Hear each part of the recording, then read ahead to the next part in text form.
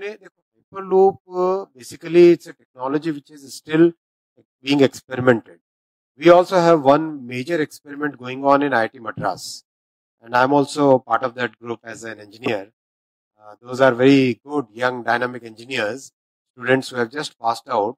They have formed a small group, 72. I was the 73rd member of that group. So that's an experiment which is still going on. Hyperloop is not a technology which is still proven for human. Bullet train का जो project है between Mumbai and Ahmedabad Mumbai की bullet train की project की progress बहुत अच्छी है. आपको अगर डेटा देखे तो बुलेट ट्रेन के प्रोजेक्ट में देखो अपने को प्रोग्रेस कैसे देखनी चाहिए. सबसे पहला होता है वायाडक्ट, यानी पिलर के ऊपर जो स्ट्रक्चर होता है उसको पूरा वायाडक्ट. ये सबसे डिफिकल्ट और सबसे इम्पोर्टेंट होता है, क्योंकि इसमें अगर 1 डिग्री का भी अलाइनमेंट का फर्क आ जाता है तो दिक्कत हो जाती है. तो इसमें बहुत ध्यान से, बहुत केयरफुली, बहुत बारीकी से इसका हर चीज को देखना.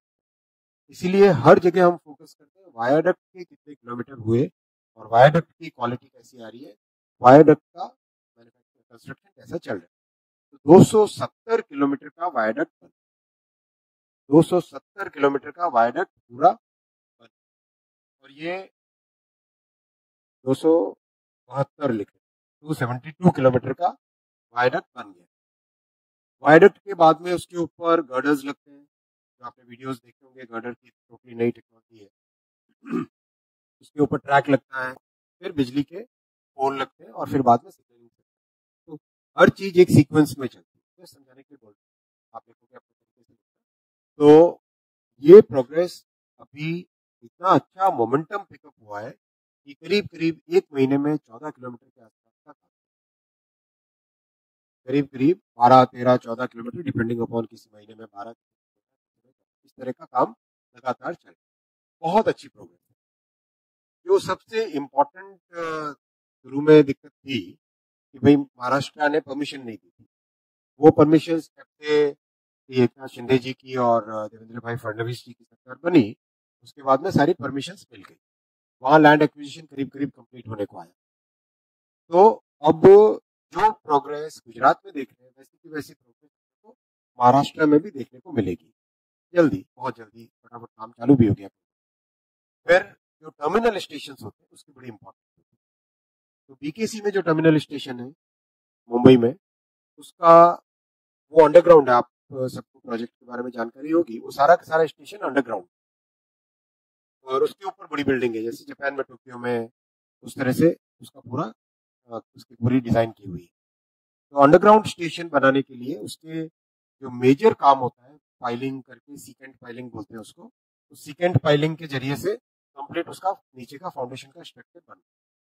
फिर मुंबई से ठाणे के बीच में जो समुद्र के नीचे टनल बननी है, समुद्र के नीचे से टनल आई, उस टनल का डिजाइन का काम कंप्लीट हो गया, कंस्ट्रक्शन का काम चालू हो गया.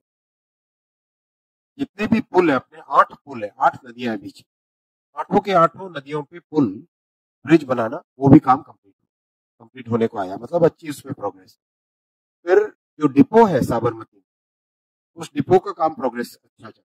मतलब ओवरऑल बुलेट ट्रेन का जो सपना है वो सपना अब रियलिटी में बदलता है. मैं एक पॉइंट आपको रिक्वेस्ट करूंगा, आप जरूर अपने रिपोर्टिंग में लिखें, बहुत important point. Bullet train project केवल एक ट्रांसपोर्टेशन और इंफ्रास्ट्रक्चर प्रोजेक्ट नहीं माना. समझ रहे हो आप इस बात को? बुलेट ट्रेन एक केवल ट्रांसपोर्टेशन और इंफ्रास्ट्रक्चर का प्रोजेक्ट, ये प्रोजेक्ट बहुत बड़ा रीजनल डेवलपमेंट और रीजनल ग्रोथ का प्रोजेक्ट. कैसे? टोक्यो और ओसाका के बीच में बुलेट ट्रेन. टोक्यो बहुत बड़ा शहर, 3 करोड़ की पॉपुलेशन का शहर. उसके बाद में नागोया, जहाँ पे खूब ऑटोमोबाइल मैन्युफैक्चरिंग होती है, टोयोटा की फैक्ट्री है, कई तरह की फैक्ट्रीज. उसके बाद में कोबे, यहाँ स्टील केमिकल्स की बहुत बड़ी फैक्ट्री. क्योटो, सीक्वेंस चेंज हो. क्योटो क्योंकि वहाँ का एक कल्चरल कैपिटल है. फिर ओसाका, राइट, जो बहुत बड़ा एक ट्रेडिंग, कॉमर्शियल, इस तरह का हब. ये जो 5 शहरों की इकोनॉमी, 5 शहरों की जो इकोनॉमी है वो सिंगल इकोनॉमी बन। जैसे मान लो कोई डिजाइनर है, अपने निफ्ट में या एनआईडी में पढ़ने वाला कोई काम वाला कोई बालक, वो आराम से 1.5 घंटे के अंदर अंदर कहीं भी पहुंच सके और अपना काम करके वापस सेम डे वापस आ सके, राइट। इस तरह से पूरा का पूरा 5 शहर एक हो जाते हैं। तो अपने इस प्रोजेक्ट से मुंबई, ठाणे, बहुत बड़ी इकोनॉमीज है दोनों के दोनों, मुंबई ठाणे, फिर आता है वापी, बहुत बड़ा मैन्युफैक्चरिंग सेंटर है, फिर बड़ौदा, सूरत, सूरत बड़ौदा, आनंद और अहमदाबाद। ये जो 6-7 बड़ी इकोनॉमीज है, बड़े अपने आप में, सबका खुद का जीडीपी अपने आप में बहुत बड़ा है, बड़ी इकोनॉमी है, खूब तरह का इंडस्ट्री है, ट्रेड है, डिजाइन है, फूड है, कई तरह की चीज।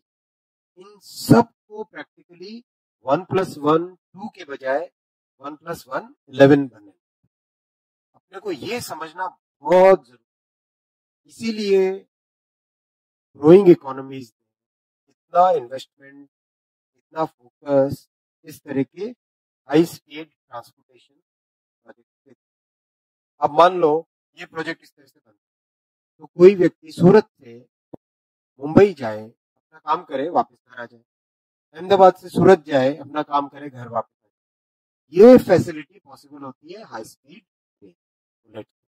ये समझने की बात है। और दूसरा समझने की बात ये है, इतने बड़े प्रोजेक्ट में और इतने कॉम्प्लेक्स प्रोजेक्ट जो सीखने को मिलता है, काम करने का एक पूरा तरीका बदलता है। ये मोदी जी ने हमेशा कहा कि बुलेट प्रोजेक्ट से आपका रेलवे का काम करने का तरीका चेंज, नई तरीके काम करने का एक सीखने को मिलता है। वो उससे फिर पूरे की पूरे ऑर्गेनाइजेशन में उसका, यहाँ पे वो बहुत अच्छी प्रोग्रेस है।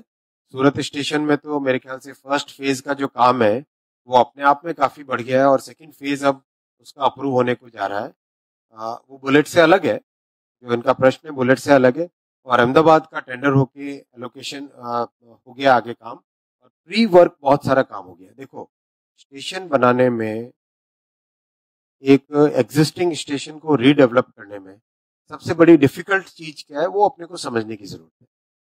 सबसे डिफिकल्ट होता है कि बहुत सारे केबल्स लगे हुए होते हैं, बहुत सारी प्लम्बिंग पाइपलाइंस लगी होती हैं, जो कि पूरे के पूरे सिस्टम को काम में रखती है। जैसे इलेक्ट्रिकल केबल्स है, सिग्नलिंग के केबल्स, उन सबको इतना बारीकी से ध्यान रख के एक एक चीज को ना देख के टेस्ट करके उन सबको एक एक करके हटाना पड़ता है।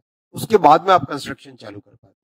फिर बहुत सारे स्ट्रक्चर्स होते हैं, छोटे छोटे छोटे छोटे बिल्डिंग्स बनी होती है, उनको भी निकाल के वहां से एरिया कंस्ट्रक्शन का डेवलप करना होता है। तो प्री वर्क बहुत सारा हुआ है और एक्चुअल कंस्ट्रक्शन दोनों जगह अच्छा तेज चल रहा है।